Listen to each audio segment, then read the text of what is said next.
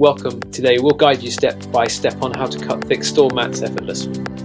Whether you're customizing mats for a gym or workspace, these tips will make the process simple and precise. Ensure the mat is clean and flat on the floor. Smooth out any ring to prepare for precise cutting. Use a ruler and a marker to measure and draw a clear line where you want to cut the mat.